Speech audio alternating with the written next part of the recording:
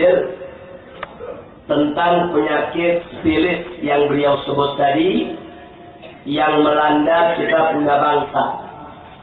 Yang dimaksud penyakit sifilis tadi sudah dijelaskan. Yang pertama adalah sekuler. Yang kedua adalah pluralisme, itu pluralisme. Dan yang ketiga adalah liberalisme. Memang untuk masyarakat awam, kadang-kadang mereka penuh dengan pertanyaan. Apa sih sebetulnya yang dimaksud sekuler? Apa yang dimaksud pluralisme? Apa yang dimaksud dengan liberalisme? Jadi tidak ada salahnya untuk melengkapi apa yang sudah disampaikan oleh guru kita tadi dengan penuh contoh-contoh yang begitu manfaat. Maka yuk mari kita lihat apa sebetulnya yang dimaksud dengan ketiga istilah ini.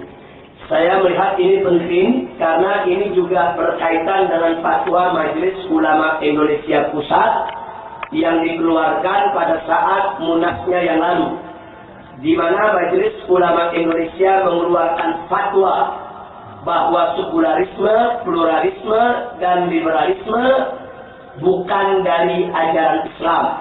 Bahkan dijelaskan dalam fatwa tersebut merupakan aliran pemikiran atau pemahaman yang sesat dan menyesatkan.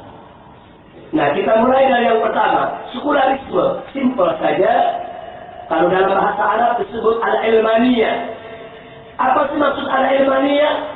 Al-ilmaniyah itu artinya adalah fasluddin anid daulah. Fasluddin anid daulah. Maksudnya memisahkan urusan agama daripada urusan negara. Jadi dengan kata lain, agama itu cukup di pondok pesantren saja. Agama itu cukup di majlis-majlis taklim saja. Agama itu cukup di masjid-masjid saja.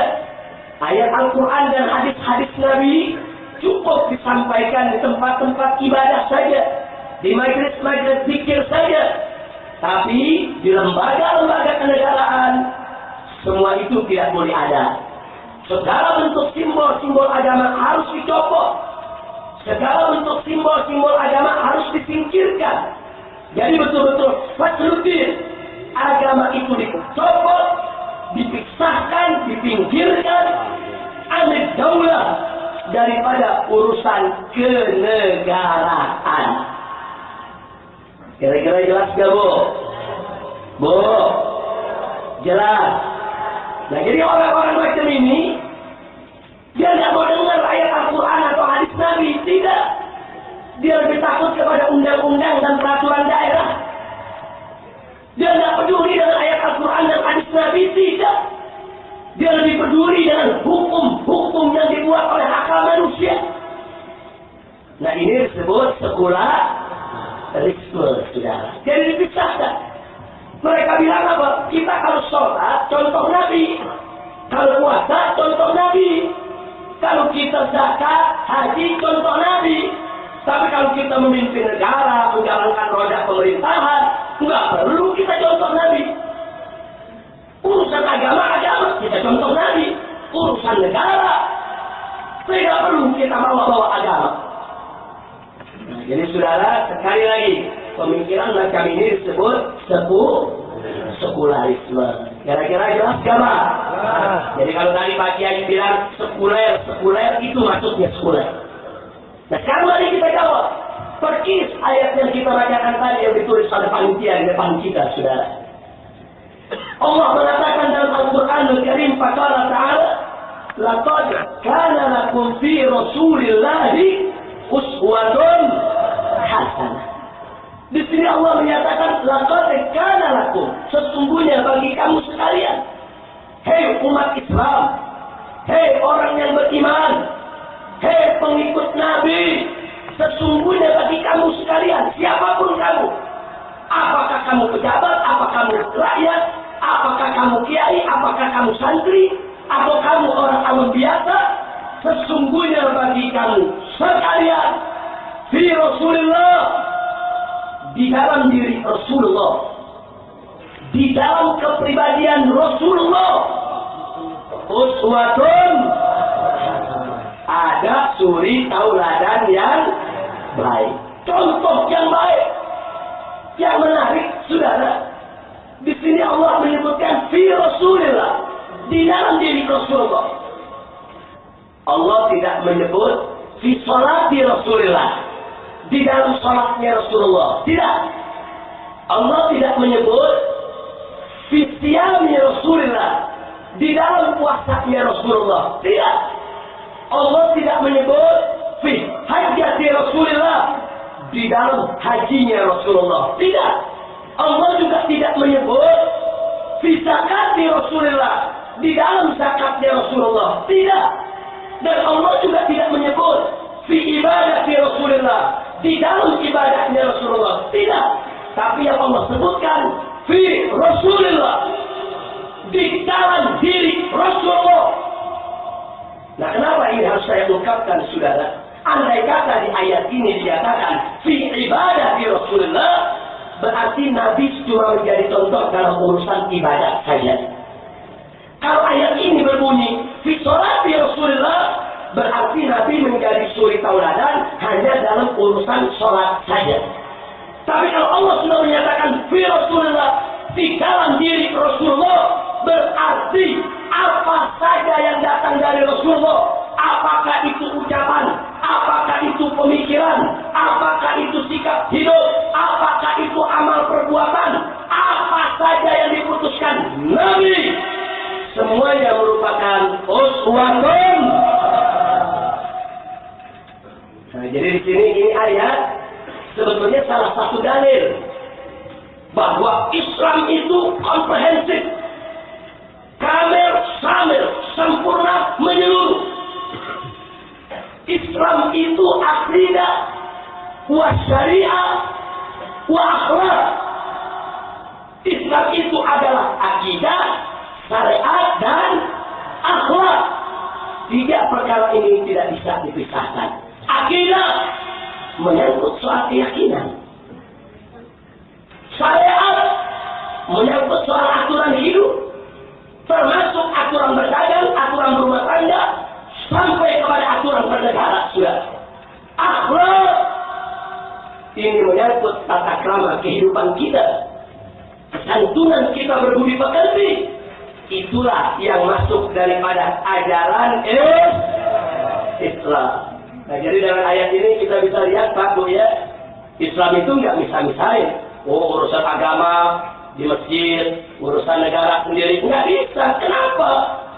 Karena dalam Islam itu jelas ditegaskan negara manapun yang kalau didirikan bukan atas dasar agama, bukan atas dasar keyakinan kepada Allah, dan politik apapun jika dilaksanakan dengan meninggalkan dasar agama, maka politik atau negara tersebut akan dibangun hanya untuk kepentingan golongan tertentu, hanya untuk kepentingan pihak-pihak tertentu. Tapi manakala suatu politik dilaksanakan atas dasar Islam, manakala suatu negara didirikan atas dasar Islam, maka sederhana untuk selesai. Faqala ta'ala fi kitabil aziz, wa ma arsalnaka illa rahmatan lil alamin. Nah, jadi ini yang perlu kita tegaskan, Pak Bu, ya. Saya kasih contoh yang simpel aja lah supaya lebih jelas. Maaf, Pak Bu, ya. Jangan ada urusan negara, Pak. Urusan thinking lagi Islam diatur, sudah. Urusan masuk WC diatur. Sebenarnya kita masuk WC ada doa aja ya. Terus di dalam WC ada tata caranya ya. Urusan WC diatur, apanya urusan negara nggak diatur. Nggak masuk di akal, sudah. Kalau urusan WC yang simpel saja, kecil, diatur begitu tertib oleh Islam. Bagaimana dengan urusan negara? Urusan menyangkut kepentingan orang banyak. Mustahil. Kalau Islam tidak memberikan aturan-aturan kehidupan kita, bagaimana tentang cara berumah tangga, bermasyarakat, sampai bernegara. Nah, makanya yang bahaya sekali ajaran sekuler, Pak Bu. Dia mau singkirkan agama. Maka itu negara-negara yang pakai sistem sekuler, perempuan berjilbab nggak boleh jadi anggota DPR. Karena DPR itu lembaga negara. perempuan tadi pakai jilbab masuk lembaga negara, berarti dia sudah membawa simbol agama ke dalam gedung DPR, saudara. Dia jalan sekuler, sudah nggak sampai di situ. Semua yang berbentuk pemerintah, termasuk sekolah-sekolah pemerintah, tidak boleh ada simbol agama. Jadi kalau orang Islam mau masuk ke sekolah pemerintah pakai biji, katakan hitam atau putih, oh ini simbol agama, copot. Ada perempuan memakai jilbab, ini simbol agama, copot. Dan itu yang terjadi di Perancis. Dia terapkan sistem sekuler, perempuan-perempuan muslimah yang mau sekolah wajib copot jilbabnya. Perempuan-perempuan muslimah yang mau bekerja wajib copot jilbabnya. Padahal Perancis ngakunya demokrasi, ngakunya katanya bebas. Tapi ternyata umat Islam tidak diberikan kebebasan. Kalau betul mereka negara demokrasi memberikan kebebasan kepada warga negaranya, kenapa umat Islam harus dilarang dalam memakai busana muslimahnya?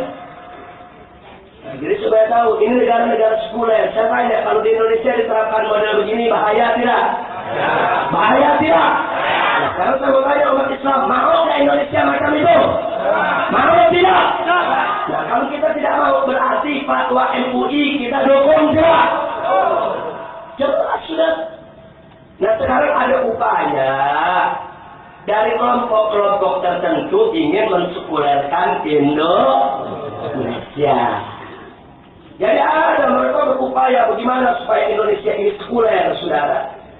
Nah, itu yang pertama. Saya tambahkan lagi, masih soal bagaimana Islam itu sebagai akidah, syariat, dan akhlak, dan bagaimana Islam itu mengatur urusan negara. Kalau tadi kita katakan urusan masuk ke WC aja, An-Nabi alaihi salatu wassalam mengajarkan kepada kita bagaimana urusan bernegara. Nggak sampai situ, saudara. Bahkan sampai urusan tidur tanpa kita sadari, Nabi mengajarkan kita tentang bagaimana tata cara tidur yang paling ideal untuk kesehatan manusia, saudara. Suatu ketika Nabi mengatakan kepada sahabatnya, "Ittaji' al-shaqqikal aiman," kata Nabi alaihi salatu wassalam. "Hei sahabatku," kata Nabi, "Ittaji' al-shaqqikal aiman." Berbaringlah kamu tidur dengan menggunakan sisi tubuhmu yang sebelah kanan. Tidur miring ke kanan. Nabi yang suruh. Itu sahabat begitu dengar Nabi yang anjurin begitu, langsung rame-rame banyak protes. Nggak harus saat itu protes. Kenapa sih mesti miring ke kanan? Kenapa sih tidur aja mesti diatur-atur? Kenapa sih Nabi sampai begitu banyak? Kok soal tidur aja pakai diajarin? Nggak ada, sudah. Kenapa saat itu para sahabat begitu Nabi memberikan satu anjuran, begitu Nabi memberikan satu arahan, langsung mereka kerjakan. Kenapa? Karena mereka punya keyakinan, sudah, bahwa apa yang disampaikan oleh Nabi pasti manfaat. Apa yang disampaikan oleh Nabi pasti punya hikmah. Walaupun saat itu mereka belum tahu apa hikmah tidur miring ke kanan, saudara. Hingga saat itu mereka tidak tahu apa hikmah. Tapi sungguh pun mereka belum tahu, karena didasarkan kepada keyakinan, kepada iman, bahwa kalau Nabi yang perintahkan pasti benar, kalau Nabi yang suruh pasti manfaat, kalau Nabi yang ajarkan pasti ada hikmahnya. Baik kita tahu maupun kita tidak tahu hikmah tersebut, saudara. Nah, didorong oleh keyakinan tadi, para sahabat rame-rame tidur miring ke kanan, saudara. Walaupun di saat-saat tertentu kadang-kadang Nabi tidur di selentang dengan kepala agak tinggi sedikit. Kalau kayak kita sekarang pakai bantal, kadang-kadang kaki kanannya diangkat, ditaruh di atas kaki kiri sambil melonjor, saudara, tidur dia. Kadang-kadang memang Nabi melakukan seperti itu. Tapi yang rutin dilakukan oleh Nabi adalah tidur berbaring miring ke kanan, saudara. Berlalu 1 abad, 2 abad, 10 abad, banyak orang nggak paham tentang itu. Tapi umat Islam tetap mengamalkannya atas dasar keyakinan ini ajaran Nabi, pasti ada manfaat. Di awal abad 20, seabad yang lalu, para pakar medis, orang-orang ke kanan. Masya Allah. Dokter baru nemuin abad kemarin, Nabi kita sudah ajarkan 15 abad yang lalu, saudara. Kenapa bisa begitu? Ternyata kalau orang suka tidur miring ke kiri, disebutkan oleh para pakar medis, kalau sekali dua kali nggak apa-apa dilakukan. Tapi kalau rutin dia lakukan itu bisa mengganggu kesehatan jantung dan lambungnya, saudara. Karena jantung kita ada di sebelah kiri, dia akan mendapat beban yang sangat berat kalau kita tidur miring ke kiri dari organ tubuh yang lain. Nggak sampai di situ, jantung kita bekerja 24 jam tanpa henti. Walaupun mata kita dipejamkan, kita sudah tertidur pula. Anggota tubuh yang lain istirahat, tapi jangan lupa salah satu bagian tubuh yang tidak istirahat adalah jantung, saudara.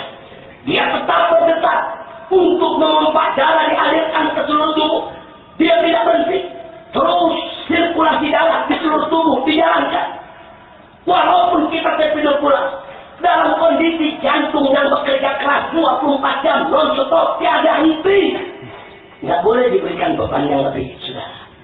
Ternyata para medis mengatakan posisi tidur miring ke kiri, ternyata beban jantung begitu berat, terlalu sering dilakukan, akan bisa mengundang penyakit lemahnya jantung, saudara.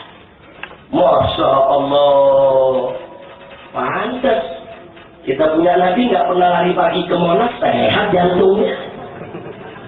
Betul bu? Bu, wah kalau zaman sekarang kita lari pagi, jantung cepat copot. Nah pahanya di mana-mana kelihatan. Katanya lari pagi sehat, begitu lari pagi tuh perempuan di mana-mana, benjol sono, benjol sini banget. Kering-keringnya lagi, jantung jauh. Coba lihat, makanya bu, cara punya Nabi sehat tidak? Sehat tidak? Cara tidurnya sehat tidak? Nggak sampai situ, ujikan. Saya nggak bisa bahas semua karena saya memang bukan ahlinya. Tapi yang menarik dia rinci juga. Kalau tidur miring ke kiri terlalu sering, itu juga bisa mengganggu, yaitu pencernaan pada lambung. Sampai sedemikian rupa, saudara. Lalu bagaimana kalau tidur kelentang atau tidur tengkurap? Ternyata begitu diselidiki sekian lama, itu bisa mengganggu pernapasan. Terlalu sering dilakukan tidur tengkurap atau tidur kelentang, itu akan mengundang penyakit gangguan pernapasan kepada kita. Sekali dua kali tidak apa-apa, jarang-jarang tidur tengkurap, jangan kelentang tidak apa-apa, tapi terlalu sering, dia akan bisa mengganggu kesehatan pernapasan kita, saudara. Ya sebetulnya simpel aja kalau kita melihat orang yang tidurnya mendengkur, tahu mendengkur. Orang Tamburan gimana, Pak? Ngorok. Orang yang tidurnya ngorok, perhatiin aja kalau dia udah kelentang, saudara. Ngoroknya akan lebih keras. Itu pertanda memang ada penyempitan pada saluran pernapasan, tapi begitu kita miringkan, ngoroknya kurang ya. Makanya ibu kalau udah kena penyakit asma, jangan tidur tengkurap, bu. Apalagi kalau lagi hamil. Bu, dari cara tidur Nabi sehat tidak? Enggak sampai di situ. Lalu kenapa kalau orang tidur miring ke kanan? Ternyata justru dengan tidur miring ke kanan, itu yang akan bisa menjaga kesehatan jantung, kesehatan lambung, sekaligus kesehatan daripada pernapasannya, saudara. Subhanallah walhamdulillah wala ilaha illallah wallahu akbar. Nah, kenapa saya ingin ceritakan ini kembali kepada materi yang saya sampaikan tadi? Coba lihat.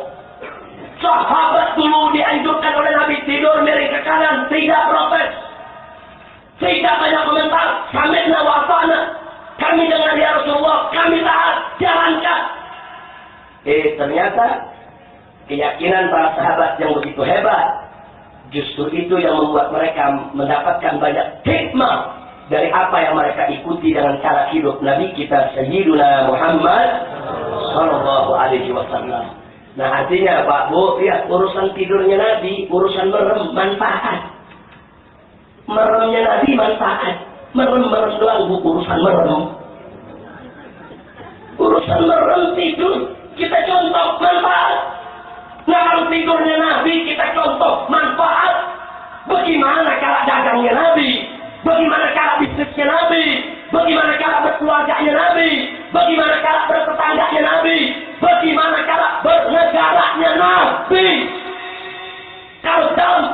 tidur. Urusan orang merem, saudara. Contoh Nabi, manfaat buat kita. Maka yakinlah, kalau kita contoh cara dagangnya Nabi, cara hidupnya Nabi, cara berbisnisnya Nabi, cara berkeluarganya Nabi, bertetangganya Nabi, bermasyarakatnya Nabi, sampai bernegaranya Nabi, pasti kita juga akan mendapatkan manfaat-manfaat dan rahasia hikmah yang konsistensi. Yakin tidak? Yakin tidak? Karena itu, saudara, ajaran sekularisme sebagaimana dinyatakan oleh MUI bukan dari ajaran sudah menyimpang dari ajaran Nabi Muhammad sallallahu alaihi wasallam. Sekarang kita tanya, kalau kita udah tahu sekuler, Bu, tahu sekuler, paham? Alhamdulillah. Sekarang yang kedua, pluralisme. Apa sih pluralisme? Plural itu, Pak, Bu, artinya majemuk, keragaman. Majemuk atau keragaman, kemajemukan, keragaman, plural. Nah, kalau disebut pluralisme, dia sudah menjadi isme, satu aliran pemahaman. Pemahaman yang bagaimana? Pemahaman yang meyakini bahwa semua agama adalah sama. Jadi dia meyakini semua agama adalah sama. Islam, Kristen, Buddha, Hindu, semuanya sama, semuanya benar, semuanya pasti masuk surga. Orang yang meyakini semacam ini, itu disebut mereka punya aliran pemahaman pluralis. Kira-kira jelas tidak, Bu? Jelas tidak, Pak? Nah, sekarang saya mau tanya kepada yang hadir di sini. Inna dina indallahil Islam. Agama yang ada di sisi Allah adalah agama Islam. Nah, pertanyaan saya, jadi agama yang benar adalah agama apa? Agama yang benar agama apa? Selain Islam benar tidak? Selain Islam benar tidak? Kalau ada orang ngaku Islam terus meyakini agama selain Islam benar, sesat tidak? Murtad tidak? Kafir tidak? Ini masalah akidah, saudara. Bahaya mengatakan semua agama sama dan mengatakan semua agama sama. Kita menyembah Allah, yang lain mempersekutukan Allah, terus kita mengatakan semua agama sama. Ya Allah, tidak jawab, Beb. Tapi kan banyak persamaan antara Islam dengan agama lain. Islam mengajarkan kebajikan, Kristen mengajarkan kebajikan. Islam mengajarkan kesantunan, Kristen, Buddha, Hindu mengajarkan kesantunan. Banyak persamaan. Islam melarang pencurian, melarang korupsi, melarang perzinahan, melarang penipuan. Kristen, Hindu, Buddha juga melarang. Berarti sama dong. Tunggu dulu, saudara. Kalau ditanya apa ada persamaan Islam dengan agama lain, jawabnya ada. Tapi persamaan itu tidak menjadikan sama. Persamaan ada, tapi tidak sama. Nah, kalau bara-bara banyak persamaan dikatakan sama, ya repot dong. Kalau gitu manusia dan monyet sama dong. Ayo saya tanya, manusia dan monyet banyak persamaan tidak? Banyak tidak? Manusia punya mata, monyet. Manusia punya mulut, monyet. Manusia punya, yaitu kepala, monyet. Manusia punya badan, monyet. Kalau gitu sama dong. Saya tanya, manusia dan monyet sama tidak? Sama tidak? Walaupun banyak persamaan, tapi tidak sama, saudara. Islam dan Kristen banyak persamaan. Islam dan Buddha banyak persamaan. Islam dan Hindu banyak persamaan. Tapi Islam dengan agama lain tidak sama. Islam adalah agama yang ada di sisi Allah, yang diterima oleh Allah. Selain Islam tidak diterima oleh Allah. Titik. Ini masalah akidah, saudara. Oke, itu saya tanya, yang hadir di sini yakin tidak Islam agama yang benar? Yakin tidak? Yakin tidak? Selain Islam benar tidak?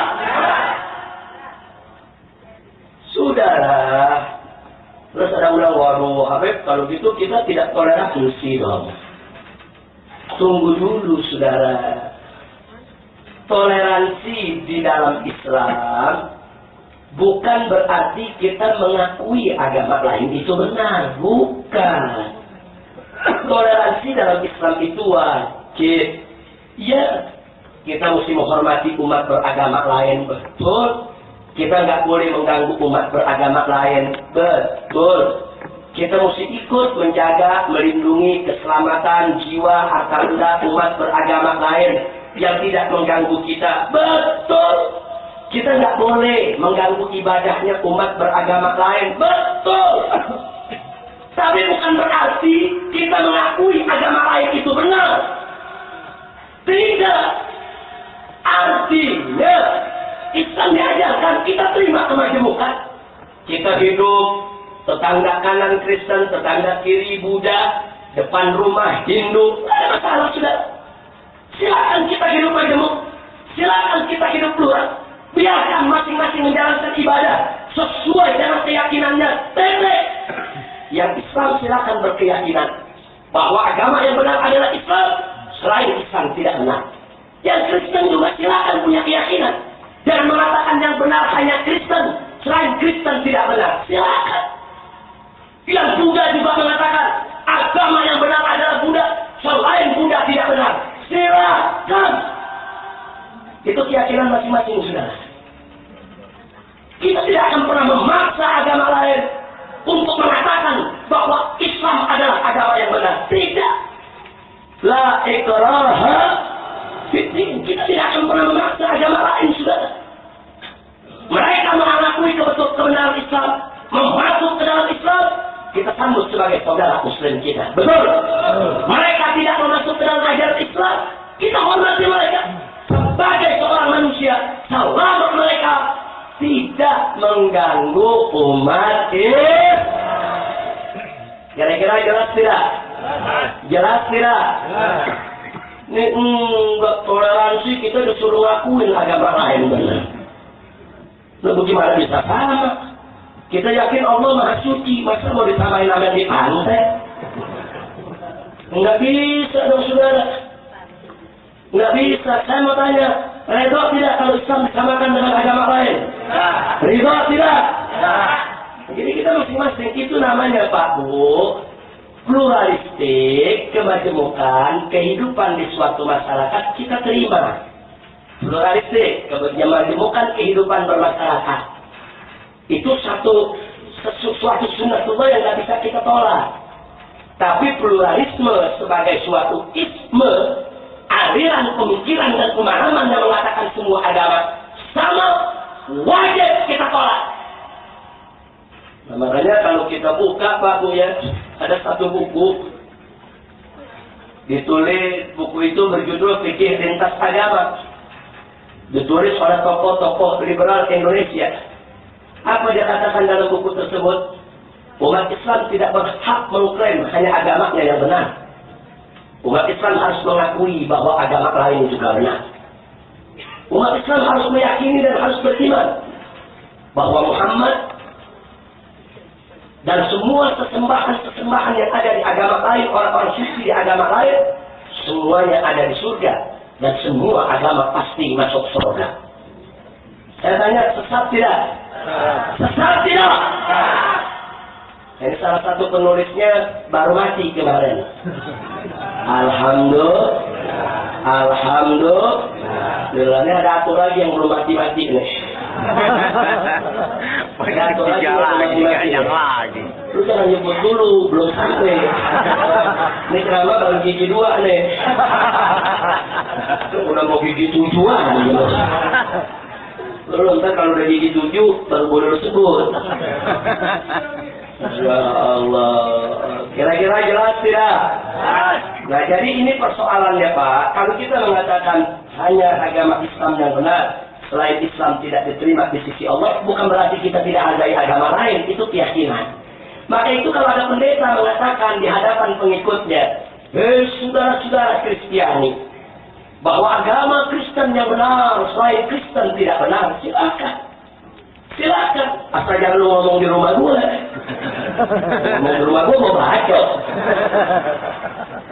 Betul? Itu ngomong sesamanya, di rumahnya, di gereja, ya silakan sudah. Sesama mereka tidak ada masalah. Nah, jadi kita saling menghargai daripada keyakinan umat beragama. Kira-kira jelas tidak? Di umat Islam tidak diajarkan untuk ganggu mereka. Nah, Nabi yang mengatakan dalam satu hadis, apa kata beliau? Man ada zimmiyan, fa'ana khosmuhu yawmal qiyamah. Fa'ana khosmuhu khosamtuhu yawmal qiyamah. Kata Nabi, barang siapa ada orang Islam yang coba-coba mengganggu orang kafir, zimmi, yang tidak mengganggu umat Islam, coba-coba ada umat Islam yang ganggu dia, fa'ana khosmuhu, aku akan jadi musuh dia.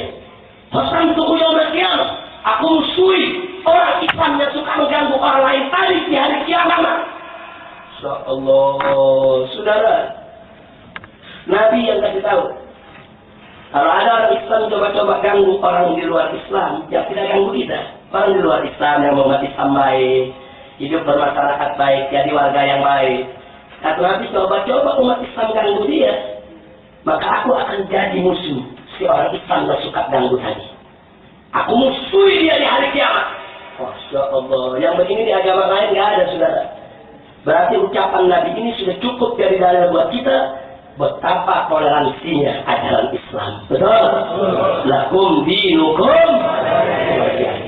Yang penting asal jangan mereka ganggu umat Islam. Kalau mereka ganggu, lah kita wajib untuk melakukan pembelaan agama, pembelaan diri, pembelaan kehormatan. Kira-kira jelas gak, Bu? Jelas tidak? Jadi tahu arti pluralisme. Jadi kalau begitu pluralisme itu berbahaya tidak? Berbahaya tidak? Jadi kalau begitu pluralisme itu sesat tidak? Kalau begitu fatwa MUI yang mengatakan pluralisme itu sesat, benar tidak? Benar tidak? Dukung tidak? Jadi supaya tahu, sudah dua tuh. Jadi kita dijelaskan apa itu sekularisme dan apa itu pluralisme. Sekarang yang ketiga, liberalisme. Liberal itu kebebasan, Pak Bu. Bebas. Bebas berpikir, bebas berucap, bebas berkata, bebas bersikap, bebas berbuat, bebas berkeyakinan. Liberalisme dengan ada isme, maka dia menjadi suatu aliran pemahaman. Dan dari aliran pemahaman ini menjadikan kebebasan itu sebagai Tuhan mereka.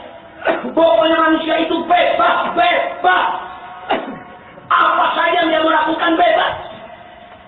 Dia mau berzina, dia mau telanjang, dia mau mabuk, bebas. Dia mau berucap kata apa saja, urusan dia. Dan tidak boleh ada suatu ketentuan yang memaksa. Maka itu dalam paham ini, agama itu dianggap sebagai belenggu.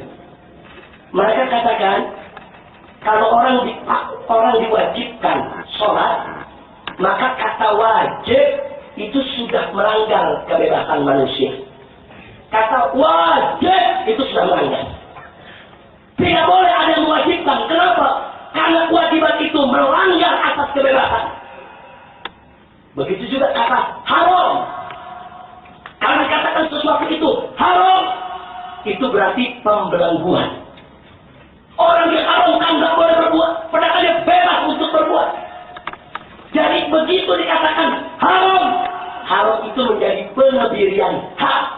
Masya Allah. Biar Anda tahu, Pak Bu, ini pikiran-pikiran kebebasan. Maka itu di dalam pemikiran-pemikiran kebebasan ini nggak boleh ada kata wajib, nggak boleh ada kata haram. Nggak boleh. Semuanya halal. Semuanya mubah untuk dilakukan, saudara. Apa saja kita mau berbuat, itu hak kita. Nah, ini yang sedang diperjuangkan oleh kaum liberal di Indonesia. Kenapa mereka ngotot supaya pornografi jangan dilarang? Karena pornografi itu kan ekspresi kebebasan. Orang mau menikmati kehidupan, dia mau pakai baju, nggak mau pakai baju, urusan dia. Kenapa jadi mesti diatur-atur? Ini pemikiran liberal. Tapi mereka yang menolak daripada RUU anti pornografi dan porno aksi, mereka mendewakan akal mereka dan mempertuhan kebebasan. Jadi mereka selalu bicara hak asasi manusia, tapi mereka tidak pernah bicara tentang hak asasi yang dimiliki oleh Allah Subhanahu wa Ta'ala. Mereka tidak pernah bicara tentang hak Allah. Maka itu tidak ada kewajiban asasi manusia, yang ada hak asasi manusia menurut mereka. Jadi menurut kaum liberal, hak asasi manusia, kewajiban manusia tidak ada. Yang ada hak, bukan kewajiban. Sebab mereka katakan kewajiban asasi manusia itu sudah membelenggu kebebasan. Kewajiban asasi manusia itu sudah mengebiri kebebasan. Maka itu dalam ajaran mereka tidak ada kewajiban asasi manusia. Yang ada hak asasi manusia. Sedangkan dalam Islam ada hak, ada kewajiban. Maka itu mereka mengatakan aturan agama. Orang diwajibkan sholat, orang diwajibkan puasa, orang diwajibkan zakat, orang diwajibkan haji. Ini semua pemaksaan. Semua pemaksaan dan pembelengguan kebebasan. Padahal wajibnya sholat, puasa, zakat, haji bukan pemaksaan. Tapi semua itu adalah kewajiban. Allah sebagai pencipta punya hak. Kita sebagai yang dicipta juga diberikan hak oleh Allah. Nah, lalu hak Allah apa? Kita harus menyembahnya. Kita harus mematuhi aturannya. Jadi manakala kita mematuhi aturan Allah, itu bukan pemaksaan, tapi itu disebut kewajiban. Nah, sekarang orang-orang liberal, kalau memang dia konsekuen dengan pemikiran liberalnya, kenapa mereka mau kerja di kantor? Yang masuk mesti jam 7, pulang mesti jam 4. Nggak usah kerja, itu aturan waktu itu pembelengguan kebebasan sudah. Bebas saja lu kerja bebas. Betul? Nggak usah, nggak ada kewajiban. Ayo lu masuk kerja. Lu jadi menteri, tidur jam 12, lu datang, kalau nggak besok dipecat lu. Betul? Nggak bisa, saudara. Dalam Islam itu kebebasan diberikan, tapi ada batasan. Jadi kita diberikan kebebasan, ada batasan. Batasan itulah yang diatur oleh Allah dan Rasulullah Sallallahu Alaihi Wasallam. Maka itu saya mau tanya, saudara. Jadi kalau ajaran kebebasan macam ini diterapkan di Indonesia, bahaya tidak? Bahaya tidak? Saya pernah didatengin wartawan. Ini wartawan datang dari beberapa negara Eropa. Saya ingat waktu itu ada yang dari Belanda, ada yang dari Jerman, dan ada yang dari Prancis. Mereka datang ke rumah, mereka bilang, Habib, saya mau tanya, kenapa sih FPI kok memaksakan kehendak dalam urusan anti pornografi dan porno aksi? Biarkan aja orang bebas. Orang kan mau pakai baju, nggak pakai baju, itu hak dia. Kenapa kita mesti paksakan? Paha nggak boleh kelihatan, pusar nggak boleh kelihatan, itu kan pemaksaan kehendak. Kita mesti bebas dong. Saya bilang, baik, kalau begitu saya setuju, kita bebas-bebasan. Nah sekarang begini dah, saya bilang, saya mau tanya sama Anda, kalau di negara Anda ada anak-anak muda yang pesta narkoba, ketahuan polisi ditangkap gak? Wah, dia langsung jawab, ditangkap itu. Kenapa ditangkap? Kan bebas. Dapat. Apa jawab dia? Loh, itu sudah menjadi kesepakatan aturan negara. Panggonya. Justru sekarang kita berjuang ingin membuat satu kesepakatan bernegara untuk mengatur. Jangan sampai pornografi itu merajalela di Indonesia. Betul? Jadi hati-hati Pak Bu, ini orang-orang Barat, demokrasi dan hak asasi manusia itu dijadikan hanya sebagai alat. Jadi kalau giliran mereka punya kepentingan, saudara, punya kepentingan untuk menjajah kita, untuk menindas kita, mereka jadikan alat demokrasi dan hak asasi manusia. Tapi manakala mereka yang berbuat biadab, tidak ada itu hak asasi manusia, saudara. Tidak ada itu demokrasi. Mereka bicara demokrasi, kita mesti bebas. Ya, kita disuruh berdemokrasi. Tapi coba lihat di negeri mereka, di Prancis. Perempuan kita nggak boleh pakai jilbab. Demokrasi apa mereka ajarkan? Jadi mereka pakai demokrasi sebagai alat untuk mengelabui kita. Mereka dapat kebebasan di negeri kita, sementara di negeri mereka sendiri kebebasan itu tidak ada. Ini simpan sekarang. Demokrasi dan hak asasi manusia oleh negara-negara barat itu cuma dijadikan alat buat mengiburin umat Islam, saudara. Sementara kita orang Indonesia bicara tentang hak asasi manusia, bicara tentang demokrasi dan hak asasi manusia dijadikan sebagai kitab suci, saudara. Yang tak boleh dilanggar.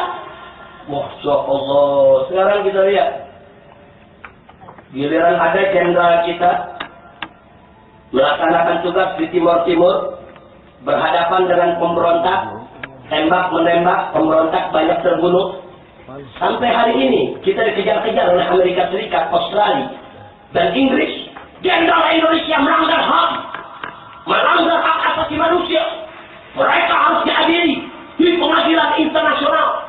Mereka sudah membunuh para pemberontak dan itu sudah melanggar daripada peraturan HAM internasional. Masya Allah. Oh, suaranya nyaring. Sampai jenderal-jenderal kita mengkerap dari ngumpet, saudara. Giliran Amerika sudah melakukan tahanan di Guantanamo.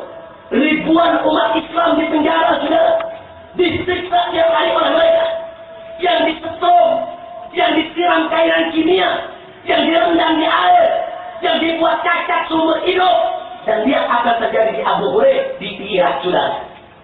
Tahanan-tahanan Muslim ditelanjangi. Kita bisa lihat bagaimana beritanya beberapa waktu yang lalu, saudara. Dibukiri, ditelanjangi, dihadapi dengan anjing-anjing hajar dan kelaparan. Direcehkan mereka. Nah, begitu ini terungkap, dunia menuntut Amerika melanggar HAM. Apa kata Australia? Yang dilakukan Amerika kecil, masih jahatan Saddam Hussein. Enggak malu, saudara. Giliran jenderal Indonesia berhadapan dengan pemberontak di Timur-Timur, perang, tembak-menembak. Orang-orang Timur-Timur mati tertembak daripada peluru tentara kita, saudara. Mereka katakan melanggar HAM, melanggar ketentuan internasional. Syarat adili jenderal Indonesia. Lalu bagaimana dengan mereka? Yang membuat cacat orang-orang kita, memperkosa perempuan-perempuan kita, menelanjangi tahanan-tahanan kita di Abu Ghraib, di Bagram, Afghanistan, di Guantanamo. Kenapa mereka tidak diseret ke pengadilan internasional? Mereka punya hak perang. Mereka melanggar hak asasi manusia. Itu tadi yang saya katakan. Giliran kita yang melanggar, mereka teriak hak asasi manusia. Nah, giliran mereka yang melanggar, diubah hak asasi manusianya, sudah. Berarti hak asasi manusia bagi mereka cuma dijadikan Allah. Orang Indonesia keblinger, hak asasi dijadikan kitab suci. Ini dia hak asasi dijadikan kitab suci, bangsanya sendiri dituntut-tuntut, sudah disuruh serahkan ke pengadilan internasional. Apa-apaan ini, dibayar berapa rumah Amerika? Ini yang terjadi di kita punya negeri, saudara. Jadi suara-suara hak asasi manusia dan kebebasan yang mereka kampanyekan, lontarkan, bohong, dusta, hanya untuk ngibulin umat Islam. Kalau itu saya tanya sekali lagi sekarang, mereka kaum liberal menggebu-gebu bicara hak asasi manusia, tapi mereka tidak mengakui akan kewajiban daripada asasi manusia. Saya tanya, ajaran macam ini sesat tidak? Sesat tidak? Sesat tidak? Kalau begitu fatwa MUI benar tidak? Hukum tidak? Nah, jadi sekarang nih lewat pengajian ini, alhamdulillah kita jadi tahu. Sekarang ini tahu sekuler, tahu pluralisme, tahu liberalisme. Nah, ini yang disebut tadi oleh Kiai Haji Saifuddin Amsyir dalam singkatan sepilis. Sebenarnya sekuler, linya maksudnya pluralisme. Nah, sementara listnya adalah liberalisme, saudara. Nah, jadi kalau kita sudah tahu begitu, nah kita sudah paham siapa kawan kita, siapa lawan kita, betul?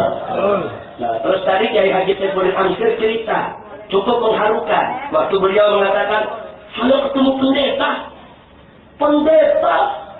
pengusaha, pimpinan Dewan Gereja, mengatakan Al-Quran itu kitab suci. Terharu tidak?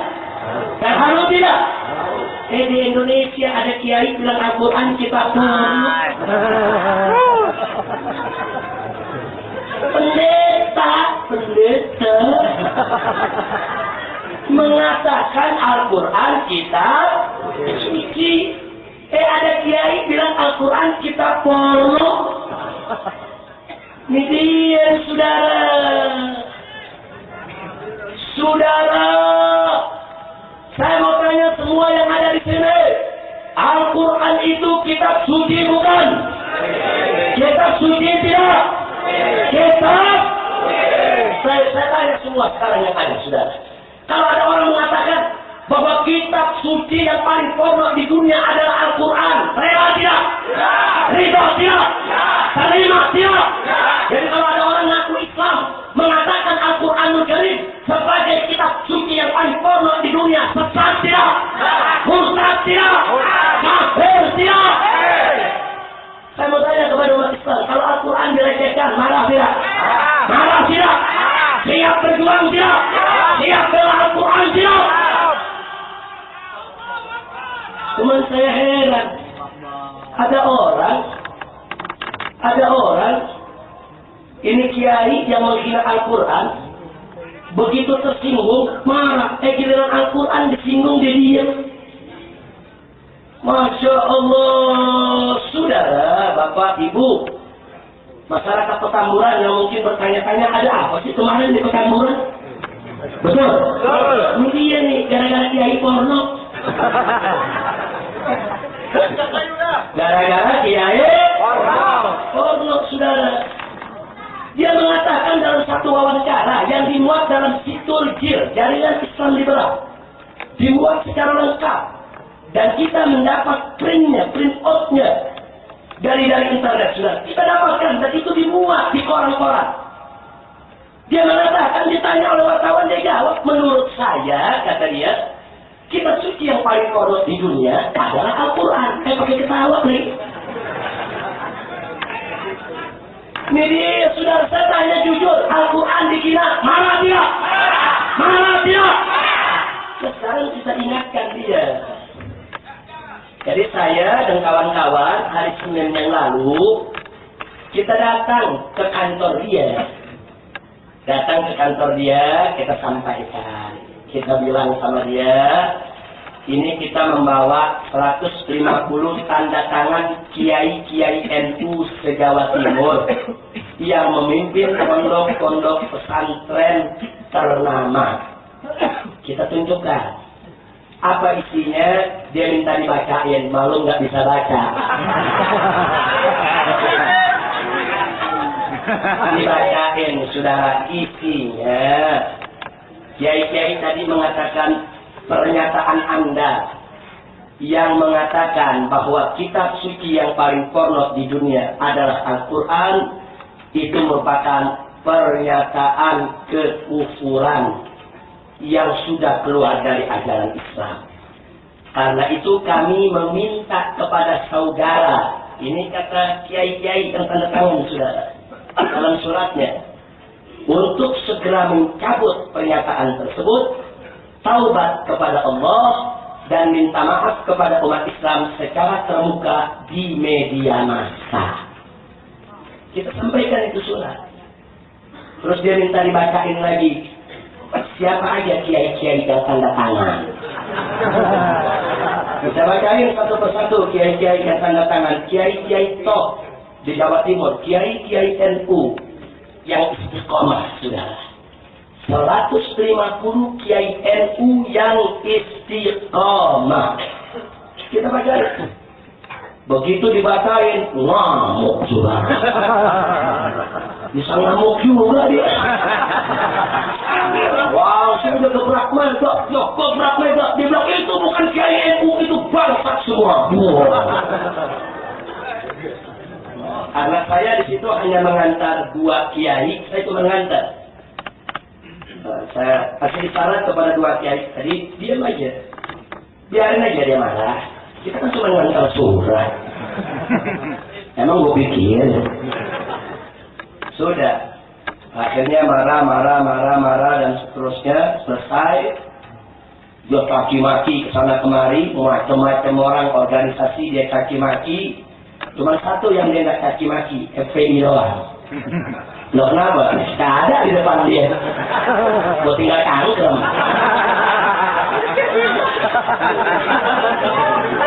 Saya duduk aja, saya dengerin maki-maki sana sini, terus ujungnya apa dia bilang? Berisik ada nggak ada berisik? Jadi dia nggak ada suara. Langsung saya katakan, ada, saya hadir di sini. Nah begitu dia dengar saya ada, apa dia bilang? Saya nggak pernah memfitnah antum kan? Iya.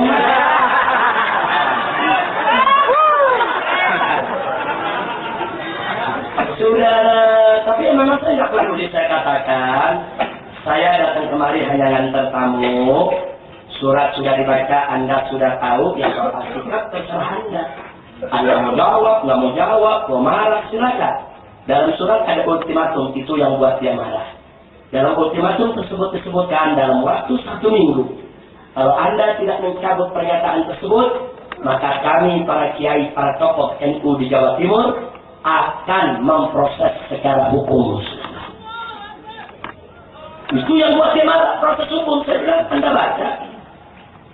Apa sikap Anda, urusan Anda. Nah, tapi urusan FPI bukan sekarang saatnya kita dialog. Nah, kalau Anda siap, nanti saya telepon. Silakan tetapkan kapan waktunya, di mana tempatnya, jam berapa kami datang, kita dialog. Tapi salah. Ente boleh ngomong panjang, Anda dengar. Setelah itu gantian, gua ngomong lu dengar. Betul? Oh saat itu luar biasa, dia sambut, dia langsung dapat, yaitu sodorkan tangannya. Wah ini saya juga. Kalau gitu kita jabat tangan. Wah, jabat tangan buat apa nih kita tanya? Pokoknya kita jabat tangan, ayo mana tangannya? Saya jabat. Baik kita sepakat untuk dialog. Sepakat untuk dialog. Udah sepakat udah. Begitu keluar, saya minta nomor teleponnya. Coba nomor telepon Anda, nanti saya kontak. Kita cari waktu yang kosong, kita dialog. Setuju. Besoknya dia ke Purwakarta, dikasih maki FPI. Kata ini mau dialog. Buat dia yang ngodorin tangan, kita gak tangan, kita dialog. Baik, kita dialog. Kamu udah mantap. Besoknya di kaki mati FPI dasar pikun.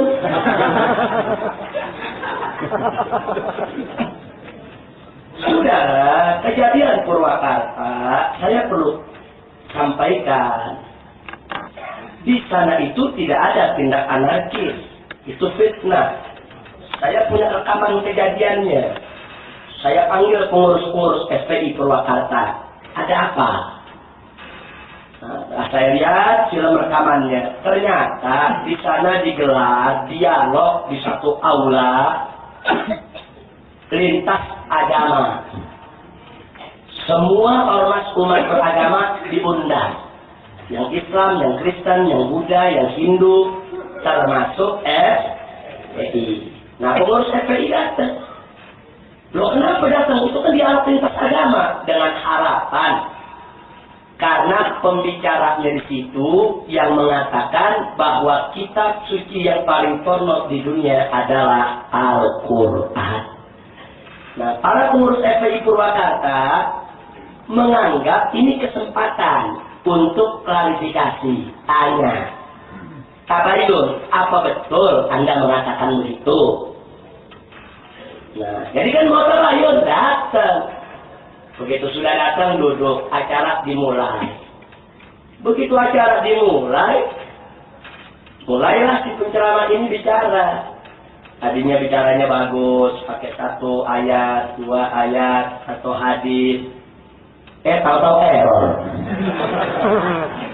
Komputer tuh kadang-kadang hang dia. Awal bagus, tahu-tahu error. Dia kaki maki ormas-ormas Islam yang melakukan aksi sejuta umat dalam rangka mendukung RUU APP pada hari Ahad yang lalu. Ingat Bu? Dia kaki maki. Gua katakan itu ormas-ormas itu yang ikut aksi sejuta umat bajingan semua. Preman semuanya buayaran. Udah nggak ngeliat tahu dia.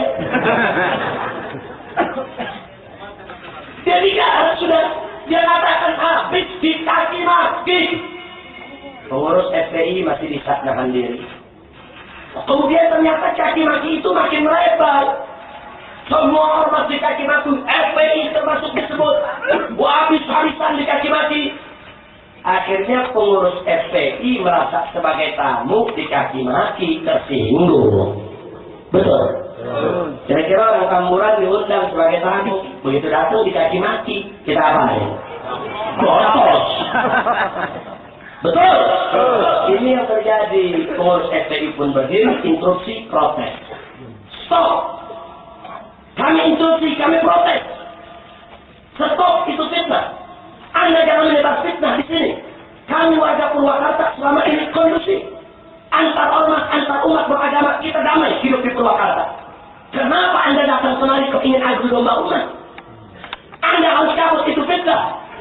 Terjadi perang kata-kata. Nomor 1 juga nih, si porno nih. Nggak mau ngalah. Ngomong lagi saudara. Nah akhirnya yang di Purwakarta bilang, kalau Anda memang mau ngadu domba kita, mau ganggu ketenangan di sini, mau caci maki semua, ya pulang aja sana. Dia ngambek pulang, ya bagus. Nah, karena bubar. Nah, terus diprintir berita, buku sihir, wah. Berita diprintir begitu hebat sudah. Ada pengusiran dengan kekerasan, ada intimidasi, teror, fitnah. Nah, ini yang terjadi di Purwakarta. Nah, setelah kita tahu sedemikian rupa, ya sudah. Tahu-tahu mereka juga melakukan intimidasi, saudara. Kantor Majelis Mujahidin Indonesia yang nggak tahu apa-apa di Surabaya diserang. Kantor Hizbut Tahrir Indonesia di Madiun dan beberapa kota diserang. Dan kemarin kantor FPI di Jember diserang. Wah, kayak boy loh. Dipikir kita takut kali nggak bisa balas. Enggak. Kita masih melakukan upaya-upaya defensif untuk membela diri. Nah, jadi ini yang terjadi, saudara. Nah, dia merasa berhasil hantam FPI di Jember, hantam FPI di Purwakarta, hantam FPI di kota-kota lain. Dia merasa berhasil ngancam di Jakarta. Iya. Udah itu ngancam menyerang Tamburan lagi. Iya. Ngancam menyerang Tamburan, kita menyerang Tamburan. Wah, badan gede-gede pada bawa karang, bawa macam-macam senjata. Batang ditunggu nggak ada muncul. Begitu ditanganin lari. Ya. Tadi di radio apa dia bilang? FPI kalau berani jangan keroyokan dong. Iya. Dan lu datang keroyokan, betul?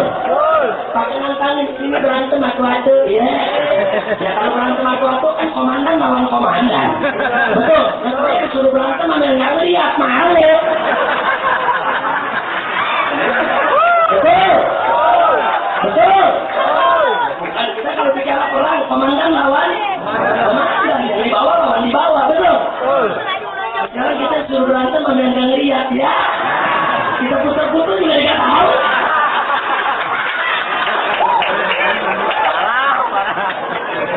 Akhir zaman dah. Bu. Nah, ini jangan kaget kalau Tamburan kemarin rame, betul? Iya rame, katanya menyerang di ditunggu nggak datang-datang, nah kita penasaran, kita paranin, maksudnya mau nanya, lu tamu kenapa nggak datang? Kita diparanin pada mabur ya. Masya Allah, dia mau so jago di Jakarta, dipikir Jakarta dia punya kali. Nah kita di Betawi ditantangin, ikan bawal, ikan flipper, lu jual gua bubar. Ya Allah, betul. Nah itu saya tanya orang Petamburan, takut tidak diancam?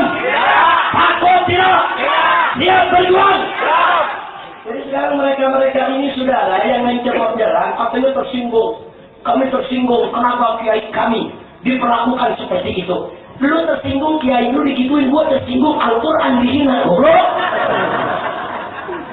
Betul? Ya kalau dia tersinggung karena kiai, kita tersinggung karena Al-Quran. Al-Quran kami yang dikira. Al-Quran dikatakan kitab suci yang paling pondok di dunia. Biadab. Kenapa kalau kau punya kiai disinggung kau marah? Giliran Al-Quran yang dihina kau diam. Biadab. Ini Al-Quran sudah tidak main-main. Oh merasa orang tidak ada yang berani lawan dia selama ini. Oh merasa dia terpuas di republik ini. Oh dia merasa tidak ada yang berani menyentuh. Nggak bisa, saudara. Selama ini dibiarkan kok. Selama ini didiamin. Selama ini dibiarkan. Dikasih arti minta jantung. Ini udah saatnya untuk kita lakukan perlawanan, untuk kita berikan pelajaran. Nggak boleh dia seenaknya untuk mereka yang Islam. Betul? Makanya kita tidak akan mundur. Saya sudah nyatakan tadi, baik di RRI maupun di stasiun televisi, haram bagi FPI untuk minta maaf kepada Gus Dur, saudara. Allahu Akbar. Haram. Kenapa haram? Karena dia menghina Al-Quran. Bukan kami yang mesti minta maaf. Dia yang mesti tobat kepada Allah. Minta maaf kepada umat Islam. Karena dia sudah menghina Al-Quranul Karim sebagai kitab suci yang paling pondok. Betul? Betul? Oh, mereka bilang, kita pasukan berani mati buat Gus Dur, gua berani mati buat Quran. Ya urusan aku loh. Oke, Pak Suk coba menantangnya, dipikir kita sakit kali.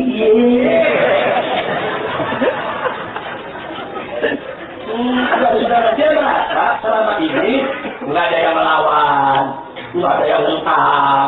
Merasa kalau ada yang nentang, begitu didatangi oleh pasukannya, banyak mengkerat. Oh enggak. Enggak, jenderal yang mereka jadi buat lawan. Apalagi yang nggak ngeliat, saudara. Nah, terus di sini saya mau klarifikasi. Oh katanya Habib, kalau gitu FPI perang lawan NU. Tidak. Saya sudah telepon dengan Kiai Haji Hasyim Muzadi, Ketua PBNU. Saya tanyakan, Pak Kiai ini ada apa? Kok ada masa berkumpul di PCNU di Jember, terus berangkat menyerang kantor FPI? Pak Kiai yang mengatakan, Habib, demi Allah, PBNU tidak terlibat. Gus Dur, NU, Gus Dur bukan di NU. Gus Dur sekarang bukan pengurus NU, titik, bukan penasehat, bukan mustahsar. Nah, jadi supaya kita tahu, ini bukan konflik FPI NU, tidak. NU itu adalah organisasi Islam terbesar di Indonesia dan terhormat, saudara. NU itu aset nasional. NU itu merupakan organisasi Islam yang penuh jasa di dalam perjuangan Islam di Indonesia. Dan kiai-kiai NU yang menyebar di pondok-pondok pesantren berapa ribu merupakan kiai-kiai yang istiqomah di dalam Allah, saudara. Nggak ada kiai NU yang mengatakan Al-Quran sebagai kitab pondok, saudara. Kalau ada orang mengatakan Al-Quran sebagai kitab pondok, dia bukan NU, saudara. Tidak ada orang NU yang notabene adalah berakidahkan Ahlus Sunnah wal Jamaah yang menghina Al-Quranul Karim. Betul? Ya Allah. Terus ada lagi wartawan yang bilang, Habib, kalau begitu Habib ngeribut nih sama PKB dan Raja Bangsa. Wah. Saudara, Anda perlu tahu ini masalah politik. Walaupun FPI bukan partai politik, PKB terpecah dua, betul? Betul. Ada PKB Gus Dur, ada PKB ulama. Ulama-ulama seperti Kiai Haji Abdullah Fakih Langitan. Ini seorang ulama NU yang karismatik, yang soleh, yang istiqomah. Nah, pecah dua tuh NU, PKB, nah bukan NU, PKB pecah dua. Nah, masing-masing PKB punya garda, disebut garda bangsa. Ada garda bangsa, PKB-nya ulama, itu dipimpin oleh Muhammad Habib. Ada garda bangsa, PKB-nya Gus Dur, itu dipimpin sama Herman Hermawan yang kemarin katanya mau nyerbu tapi lari terbirit-birit. Jadi pecah dua, saudara. Nah kemudian karena pecah dua, mereka pun ke pengadilan. Proses di pengadilan negeri, pengadilan tinggi, sampai Mahkamah Agung. Ternyata di Mahkamah Agung, PKB versi ulama yang menang. PKB versi Gus Dur dikalahkan. Bahkan putusan Mahkamah Agung, Gus Dur nggak boleh pakai nama PKB lagi dan harus bubar. Nah ternyata dia nggak mau bubar. Putusan pengadilan dia tidak hargai, sudah. Garda bangsa tetap dia pakai itu nama. Makanya semalam pimpinan garda bangsa yang di Surabaya kirim SMS kepada saya, masih ada SMS-nya. Dia katakan, Habib, nama saya Muhammad Habib, saya ingin menyampaikan yaitu satu tabayun kepada Habib, bahwa mereka yang menyerang FPI di mana tempat bukan dari garda bangsa PKB kami hasil Muktamar Surabaya. Saya sudah instruksikan kepada seluruh garda bangsa seluruh Indonesia untuk tidak ikut berseteru yaitu kepada FPI. Nggak sampai di situ. Bahkan baru tadi sore saya dapat kontak bahwa pimpinan PKB yang di Surabaya, dia tadi siang mengadakan siaran pers. Dia mengatakan bahwa PKB kami tidak terlibat dan PKB versi ulama anti kekerasan, maka PKB kami menyuruhkan tidak boleh ada satupun aktivis dari PKB versi ulama yang melakukan permusuhan terhadap FPI. Jadi biar tahu saudara. Jadi kalau begitu, karena PKB Gus Durnya itu tidak sah, garda bangsa Gus Dur tidak sah, berarti mereka adalah gerombolan liar. Betul? Betul. Saya tanya, kalau tidak sah, liar tidak? Liar tidak? Liar tidak? Liar sudah. Jadi saat ini FPI bukan konflik sama PKB, FPI bukan ribut sama garda bangsa, FPI ribut sama Gus Dur dan gerombolan liarnya. Itu gerombolan liar. Udah liar pakai nuntut FPI bubar dia. Lalu sendiri liar pakai minta FPI bubar dia. Jadi saudara, jadi biar kita tahu. Jadi ada berita yang diputar balikkan di TV, dia tahu, kita sudah sampaikan. Dan ada tambahan berita. Tadi sore menjelang asar sampai kepada saya tanda tangan 186 kiai-kiai NU se-Madura. Itu di situ ada tanda tangan Kiai Haji Abdullah dari Syekhuna Khalil Bangkalan. Ada dari Pondok Bata-Bata, ada dari Sumeneb paling tuan saudara. Kiai Haji Tijani Jauhari dan lain sebagainya. 186 kiai NU se-Madura. Tanda tangan lengkap dengan stempel daripada pondok pesantrennya, dikirim ke rumah saya dalam rangka untuk menuntut Gus Dur yang sudah menghina Al-Quran. Allahu Akbar. Jadi nggak ada FPI ribut sama NU, fitnah itu.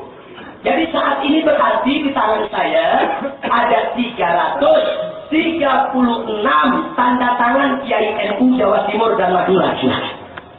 Kiai-kiai itu nggak sembarangan. Makanya urusannya Gus Dur stroke lagi aja besok. Mudah-mudahan stroke besok langsung mati ya. Amin. Amin. Amin. Amin. Pak Habib jangan begitu, ntar kualat ini. Kualat. Kira-kira jelas tidak? Jelas tidak? Karena itu kita tetap akan mengambil jalur hukum. Makanya kemarin kami bawa umat yang berkumpul di Petamburan untuk ke Mabes Polri, kami minta kepada Kapolri untuk menjalankan peranan polisi secara maksimal, mengoptimalkan fungsinya untuk memberikan jaminan keamanan kepada setiap warga negara Indonesia, termasuk kepada seluruh ormas Islam yang mendukung RUU APP yang saat ini diteror dan diintimidasi oleh gerombolan liar pengikut Gus Dur, saudara. Nah, jadi kita minta. Nah, kita datang ke polisi minta perlindungan keamanan, bukan kita takut, bukan. Kita ikut prosedur dulu, saudara. Polisi kerja, jaga itu umat Islam di daerah agar tidak diganggu oleh Gus Dur dan gerombolan liarnya, betul? Nah, kalau polisi tidak kerja, ya kita lawan. Gua lawan. Lawan jangan. Lawan jangan. Tidak bisa kita diam, saudara. Wajib kita untuk membela diri. Masya Allah. Makanya kita makin semangat. Kita lagi melawan begini, kita makin semangat. Kenapa makin semangat? 186 tanda tangan kiai-kiai NU Semadura, saudara. Enggak gampang Anda dapat tanda tangan kiai. Semadura 186 kiai. Enggak mudah, saudara. Lengkap, yaitu dengan stempel daripada pondok pesantrennya. Nah, jadi berkat itu semua saya pegang. Insya Allah minggu yang akan datang ini kita akan buat laporan. Karena sekarang ini saya sedang menunggu berkas tanda tangan dari kiai-kiai NU se-Jawa Barat, saudara. Loh, kenapa harus kiai-kiai NU? Saya ingin tunjukkan kepada masyarakat Indonesia, yang sesat itu bukan NU, yang sesat itu Gus Dur. Yang salah bukan NU, yang salah Gus Dur. Betul? Loh, kalau kalian menuntut dari kemarin bisa kok. Cukup FPI maju untuk membuat laporan. Kenapa kita tidak lakukan? Sengaja saja kiai-kiai NU. Tanda tangan. Ayolah yang kita laporkan. Kenapa? Supaya umat Islam di Indonesia tahu, saudara. Gus Dur tidak lagi mewakili NU. NU tidak sesat. NU lurus. NU masih istiqomah. NU itu masih dalam akidah Ahlus Sunnah wal Jamaah. Dan kebeningan Gus Dur. Makanya Bapak, Ibu kalau ngasih nama anak yang bagus, Bu, ya. Bu. Kalau saudara kasih nama anak Soleh, insya Allah jadi anak yang ada satu orang datang, Beb. Kenapa sih, Beb? Saya cari kerja sulit, makan sulit, cari duit sulit. Nama ente siapa? Nama saya susah, Beb. Ya pantas. Itu dia, makanya ngasih nama anak yang bagus, betul. Nah, ini Gus Dur, namanya udah bagus, Abdurrahman. Bagus ya? Bagus ya? Pakai diganti Gus Dur ya. Loh, kenapa begitu? Gus Dur itu kalau dalam bahasa Arab, Gus. Apa itu Gus? Nipu, bohong. Dur itu dengan tot, durun, madorot, artinya apa? Rusak. Gus Dur, nipu, merusak. Pastilah. Kalau nama saya Trisik, alhamdulillah, rezekinya banyak. Alhamdulillah. Jadi nama itu penting. Ada orang badannya panas seluruh anaknya. Kita tanya, emang siapa nama anak ente? Namanya Haroro. Haroro itu artinya panas. Ya pantas saja lu punya anak panas dulu. Kasih nama anak Buraidah, yang sejuk, yang dingin. Kan bagus. Ini mentang-mentang mau pakai bahasa Al-Quran. Tuh, buka Quran, cari nama. Buka, tunjuk, lihat Jahannam. Anak dikasih nama Jahannam. Nah, pantas saja tuh anak akhirnya adabnya jadi Jahannam. Jangan kasih nama yang bagus. Abdullah, Abdurrahman, kan bagus tuh. Oh, kalau pakai nama bahasa Indonesia boleh gak? Boleh. Yang penting artinya bagus. Artinya yang bagus pakai. Karena nama itu akan berpengaruh kepada karakter kita. Paham, Bu? Anak dikasih nama Robert, ya pantas lagi nungsuk mulu. Jangan makanya namanya Robert ganti. Ada di Tamburan di mana namanya Robert? Jadi ada Robert nih. Ganti, betul. Iya, ada yang namanya John. Pantas lagi ngekek botol dulu. Pakai nama yang bagus, nama Soleh Khairuddin Nurul Anwar, bagus gak? Nurul Jannah, cahaya sorga, bagus gak? Terus nama lagi umpamanya kita kasih Najwa, kan hati, bagus gak? Terus nama orang Hasan, artinya indah, bagus gak? Nama yang bagus. Jadi sekarang lagi tuh, udah lu kasih nama anak Gus dulu. Kira-kira saya sampaikan jelas ya? Jelas tidak? Nah karena itu ini sengaja saya sampaikan, kita klarifikasi, kami tetap akan menempuh jalur hukum. Jadi nggak usah takut, enggak, kita main di hukum. Ada kita main di hukum, kita akan laporkan Gus Dur tidak senang hati laporkan kita, silakan laporkan. Nah kalau memang mereka mau dialog, ayo kita dialog, jangankan dialog, mubahalah kita siap sudah. Apa arti mubahalah? Silakan Gus Dur bawa istri, anak dan keluarganya. Saya juga akan bawa istri dan anak serta keluarga saya. Kita ketemu di lapangan terbuka. Kita mubahalah dengan nama Allah. Siapa yang salah, dilaknat oleh Allah. Ini namanya mubahalah, saudara. Kalau orang di Jawa ada istilah sumpah pocong, tapi sumpah pocong dalam Islam nggak ada. Ini namanya mubahalah. Jadi kalau dua orang merasa diri benar, udah nggak bisa didamaikan, mau ribut terus, mubahalah aja. Kan Allah ya tahu mana benar mana salah. Duduk berdua kita mubahalah. Sebutkan ya Rabb, ya Allah. Kalau Gus Dur yang benar, kami sekeluarga yang terkutuk. Dan kalau kami yang benar, Gus Dur sekeluarga yang terkutuk. Ini mubahalah dan nggak main-main sudah. Mubahalah harus sudah dilakukan dalam waktu 1 bulan, 2 bulan, 3 bulan. Hanya beberapa bulan. Kalau mubahalah itu berjalan dengan syarat-syaratnya, kutukan dan laknat itu akan terjadi ya. Nah maka itu pemimpin Ahmadiyah, tahu Ahmadiyah? Yang namanya Mirza Ghulam Ahmad yang dianggap Nabi oleh Ahmadiyah, itu dia tantang mubahalah ulama-ulama di India dulu. Oh memang Mirza Ghulam Ahmad ini cerdas, pintar. Dia pandai menggunakan dalil. Dia pintar berdebat. Ulama-ulama di debat, saudara. Akhirnya dia tangkap. Kalau memang ulama-ulama di India ini benar, mubahalah lawan saya. Saya siap mubahalah. Kalau saya ini Nabi kok. Saya Rasul yang diutus oleh Allah. Ulama-ulama India yang sudah tua, soleh, istiqomah, mereka nggak mau meladeni. Tapi ada seorang ulama muda namanya Maulana Hussein. Dia datang minta izin kepada ulama-ulama tua. Para ulama, orang ini nggak bisa didiami. Orang ini sudah terlalu banyak menyesatkan umat. Izinkan saya yang muda untuk menerima mubahalahnya. Akhirnya ulama-ulama yang tua mengizinkan, memberikan doa restunya, maka mulailah berangkat si ulama muda ini menerima tantangan mubahalah. Harinya ditetapkan, tanggal, bulan, tahun, siap bertemu di lapangan terbuka, saudara. Akhirnya masing-masing ulama mengucapkan, jadi Maulana Hussein mengucapkan sumpahnya demi Allah. Kalau Mirza Ghulam Ahmad benar Nabi, saya dalam waktu 3 bulan akan terkutuk dan terlaknat oleh Allah. Mati secara hina dan memalukan. Nah, kemudian tapi kalau Mirza Ghulam Ahmad bukan Nabi, maka demi Allah, Allah akan melaknat dia dan akan mati dalam 3 bulan ini dengan cara mati yang memalukan dan menghinakan. Masing-masing bersumpah dengan nama Allah.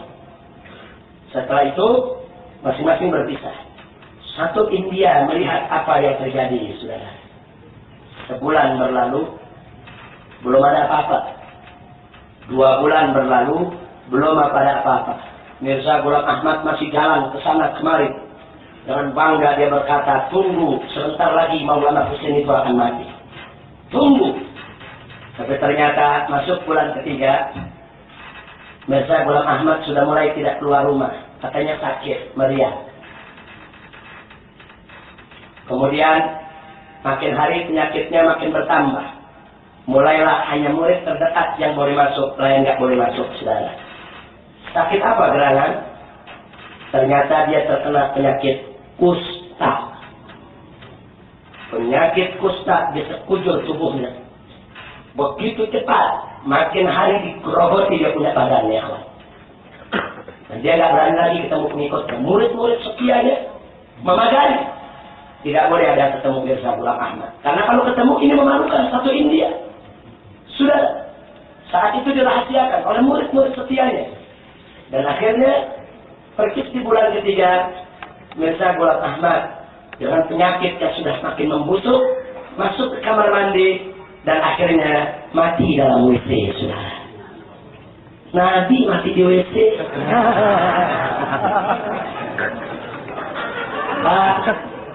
Pak, Nabi mati di WC. Begitu dia mati, murid-murid terdekatnya langsung bungkus.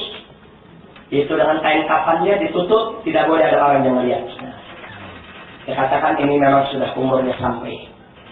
Nah, tapi akhirnya beberapa tahun kemudian, salah satu muridnya yang setia tadi kembali ke dalam Islam. Akhirnya dia bongkar semua kejadian yang ada, saudara. Nah, ini yang orang-orang Ahmadiyah selalu tutupi bagaimana matinya Mirza Ghulam Ahmad. Udah mati dapat kusta, badannya makin busuk, matinya di. Saya tanya, hina gak? Hina gak? Hina gak? Nah, sekarang kita mau tantang Gus Dur begitu, buat tantangin. Jadi kita ketemu bawa keluarga anak istrinya, saya bawa anak istri saya. Kita buktikan sudah. Kalau memang kata-kata Gus Dur itu benar bahwa Al-Quran adalah kitab suci paling porno, saya yang sebut. Jangan keluarga. Dalam waktu 1 bulan mati secara hina. Tapi kalau Gus Dur pernyataannya tidak benar, ternyata Al-Quran itu bukan kitab suci yang paling porno, dia merupakan kitab suci yang mulia. Maka Gus Dur yang harus mati hina sudah. Nah, ini namanya mubahalah. Mesti berhadapan-hadapan. Kita harus sampaikan tantangan mubahalah ini. Tidak jawab. Bukan, ini bukan main-main. Al-Quran dihina. Sakit hati gak, Bu? Sakit hati gak, Pak? Kita nggak peduli siapapun hina Al-Quran, kita lawan, saudara. Tidak ada urusan. Betul? Kira-kira setelah saya jelaskan begini, jadi jelas tidak? Paham tidak? Paham. Nah, ini yang ingin kita sampaikan, saudara. Jadi jangan sampai terjadi kesalahpahaman. Oh, Ustaz ribut sih. Ya jelas lagi ribut. Ustaz kebeliman. Nah, makanya hati-hati. Sayyidina Umar pernah mengatakan dalam satu riwayat, beliau katakan, Inna ahwafa ma akhafu ala hadhil ummah al-minad dajjal al-munafiqul alim. Kata Sayyidina Umar, sesungguhnya orang yang aku paling takut, aku paling khawatir bisa merusak umat ini.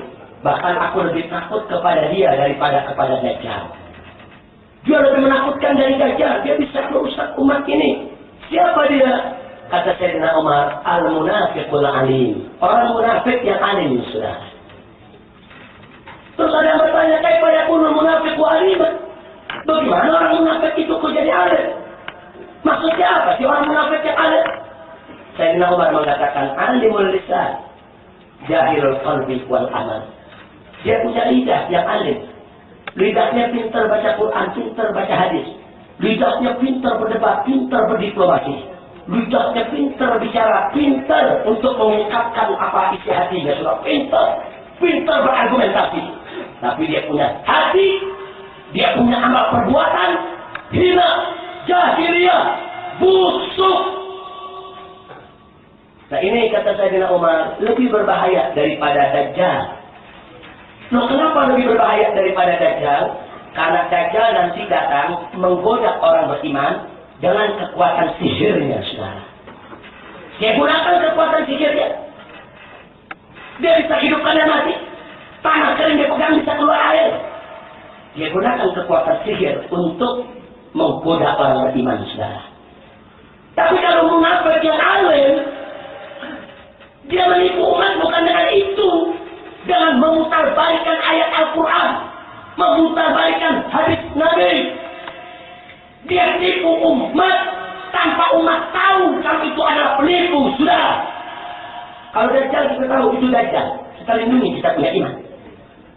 Tapi kalau orang alim munafik, kita lihat dia kiai, dia ulama, dia bicara pakai Al-Quran, dia bicara pakai hadis, tapi dia mengajarkan ajarannya sesat dan menyesatkan.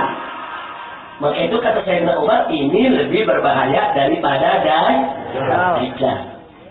Nah, karena itu saudara, kalau sudah begitu, Nabi mengatakan dalam hadis lain, "Idza dhaharatil fitan fasatatal alim, falaknatullahi 'alal alim." Kata Nabi apa? Kalau fitnah sudah ada di mana-mana, fitnah. Al-Quran dikatakan kitab suci yang paling pondok, ini fitnah buat Al-Quran. Fitnah ada di mana-mana. Sementara ulama sakat diam, nggak berani untuk memprotes. Maka kata Nabi, falaknatullahi 'alal alim. Maka yang dilaknat oleh Allah adalah ulamanya, saudara. Masya Allah. Jadi bukan orang awam. Kalau ulama dia melihat fitnah ada di mana-mana, ulama yang akan dilaknat oleh Allah. Nah, begitu sekali lagi kita nggak boleh membiarkan fitnah itu menyebar kemana-mana. Betul? Nah, itu saya mau tanya semua yang ada di sini. Kitab suci Al-Quran mulia tidak? Suci tidak? Kitab suci Al-Quran itu kitab porno bukan? Kitab porno bukan? Siap bela Al-Quran? Siap berjuang untuk Al-Quran? Siap menumpahkan darah untuk bela Al-Quran? Betul? Allahu Akbar! Alhamdulillah. Makanya Bapak Ibu, kalau sudah tahu begitu, sekali lagi ini bukan pertikaian antar ulama, bukan. Ini bukan pertikaian antar umat Islam, bukan. Tapi ini pertikaian antara yang hak dengan yang batil.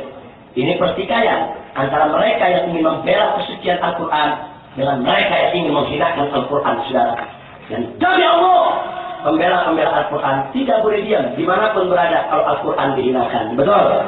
Mudah-mudahan dengan kecintaan Anda kepada Al-Quranul Karim, kelak Al-Quranul Karim akan menjadi syafi'an li ashabih, akan menjadi pemberi syafaat buat kita semua. Apa kata Nabi dalam satu hadis? Iqra'ul Quran fa innahu ya'ti yaumal qiyamah syafi'an li ashabih. Kata Nabi, baca Al-Quran. Dekati Al-Quran, baca Al-Quran. Rangkul itu Al-Quran.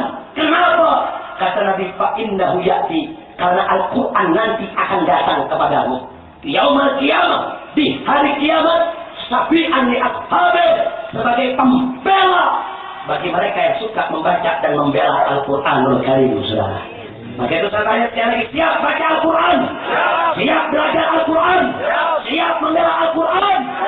Mudah-mudahan, insya Allah, semua yang hadir ini, kelak di hari kiamat, Al-Quran akan ada di sampingnya untuk membela dia. Pengadilan Allah Subhanahu wa Ta'ala.